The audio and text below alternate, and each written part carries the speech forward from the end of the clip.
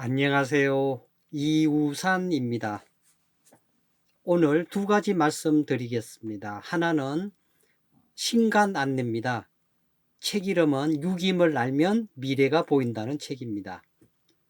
이 책은 2019년 12월 중순에 간행이 됐습니다.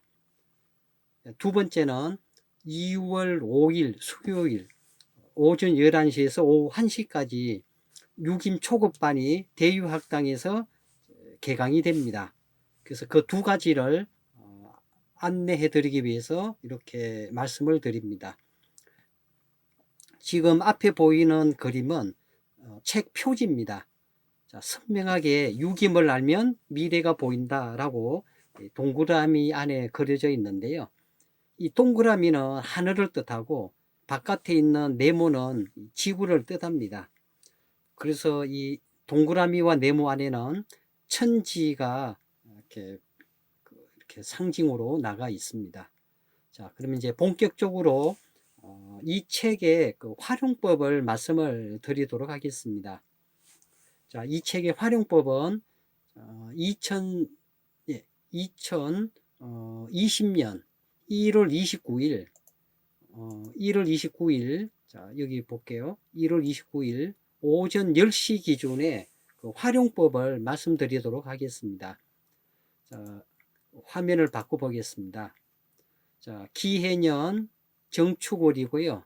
갑자순에 있는 오늘은 신미일, 사시고 월장은 자고요. 그리고 사립은 유라는 겁니다. 이 42에 월장 자를 올리면 자 아래가 이 글자 사입니다. 사는 자연수가 6이니까 이제 육국이 나오게 되어 있고요. 이 육국은 유김을 알면 미래가 보인다. 그 책의 뒷면에 이 표로 나가 있기 때문에 쉽게 몇 국인지를 알 수가 있습니다.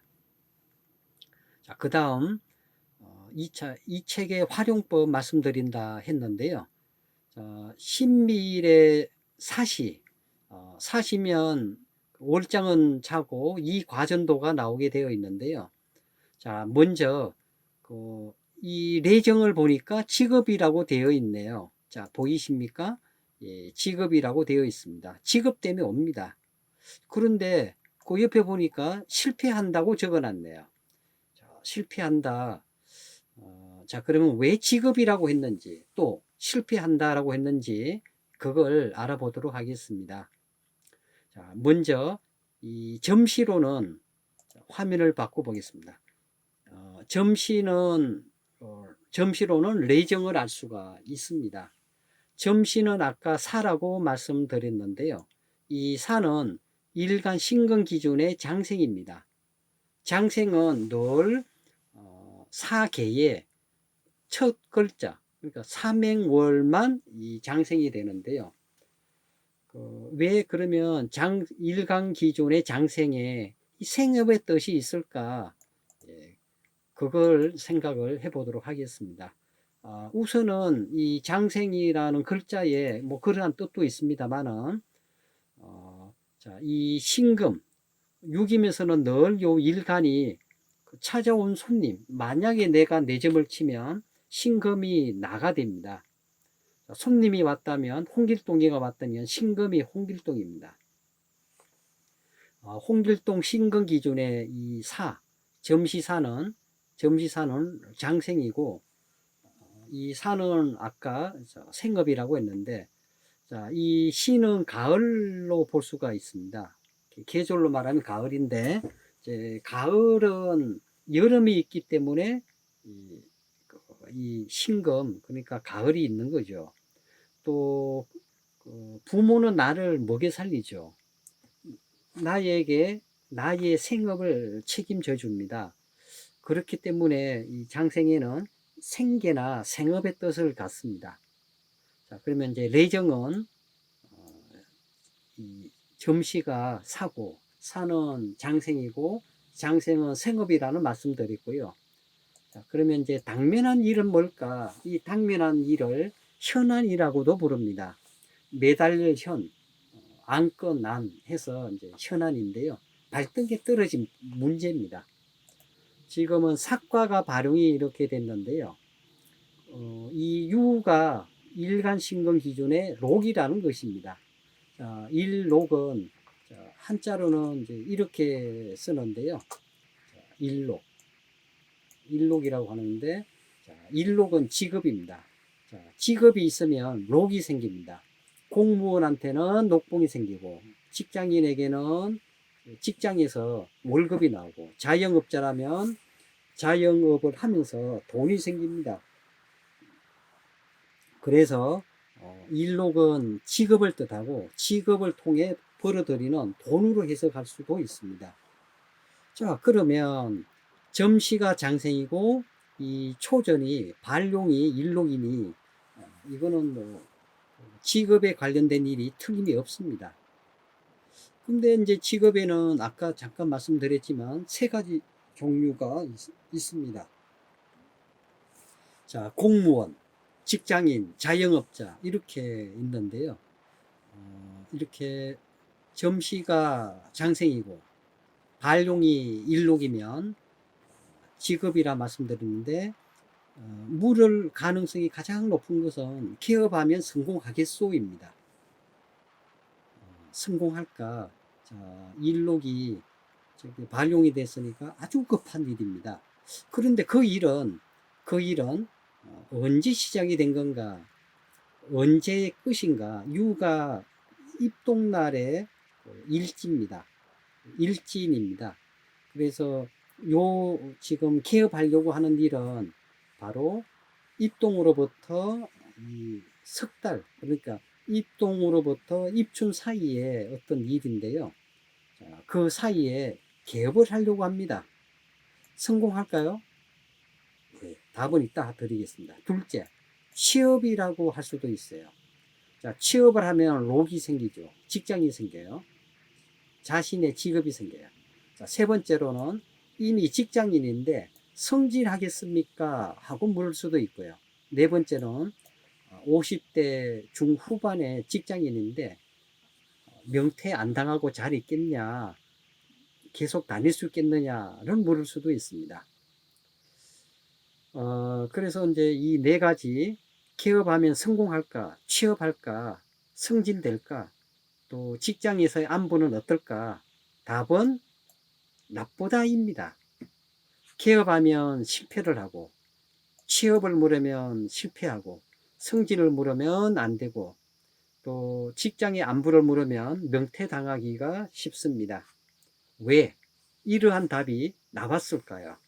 제가 아까 말씀을 드렸던 이미 예, 답은 적어놨습니다. 이렇게 직업이다.